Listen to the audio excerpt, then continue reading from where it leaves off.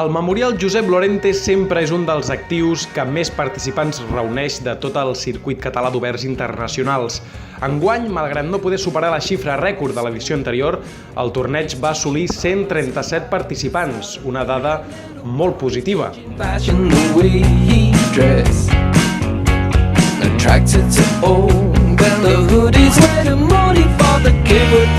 El campionat es va dur a terme a la Biblioteca Jordi Rubió i Balaguer de Sant Boi de Llobregat, un local magnífic per la pràctica dels escacs gràcies al seu espai i a la seva lluminositat. Els aparellaments es van publicar a un ritme molt àgil, facilitant la dinàmica del torneig i provocant que l'espera entre ronda i ronda no fos gens pesada.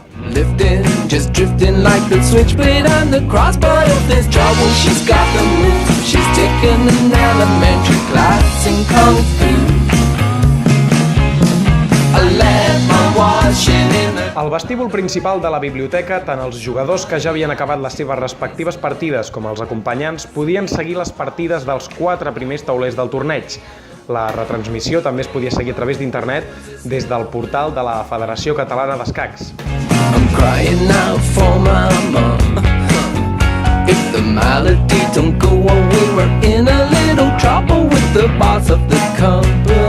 Els 3 primers llocs del rànquing inicial els han ocupat 3 grans mestres que ja acumulen molts tornejos a la seva esquena. Aquests són Miguel Muñoz, del Sant Andreu, Álvar Alonso, del Gerunda, i Jaime Alexander Cuartas, del Peona i Peó. Tots 3 són grans especialistes en aquests campionats de ritme ràpid i la seva destresa es va fer notar.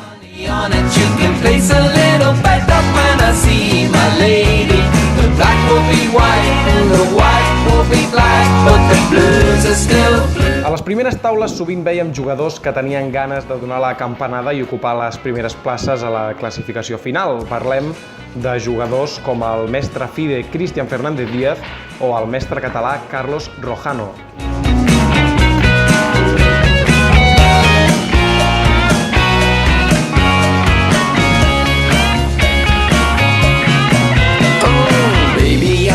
Com sempre, les aglomeracions de gent mirant les últimes partides de cada ronda són del tot inevitables.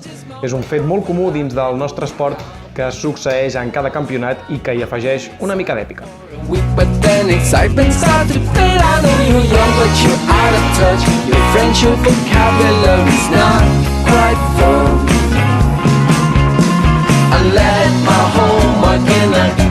Si abans destacàvem jugadors que havien estat en bona forma en aquest Memorial Josep Lorente, també n'hi va haver d'altres que no van tenir la sort de cara.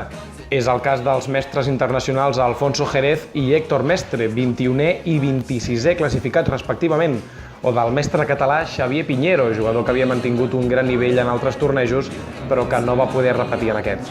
El mestre internacional Jonathan Cruz tampoc no podrà estar satisfet, tot i acabar en 12a posició, partia com a número 4 del rànquing i va perdre 27 punts d'Elo FIDE ràpid.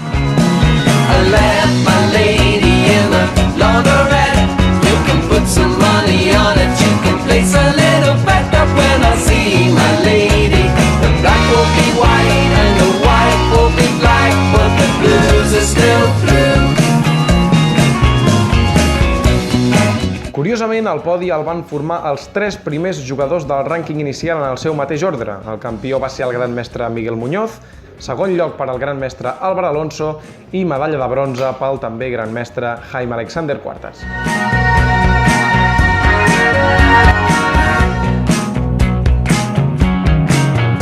Tots 3 segueixen en posicions destacades del circuit, però de moment el líder indiscutiblement segueix sent el gironí Álvar Alonso, amb 125 punts.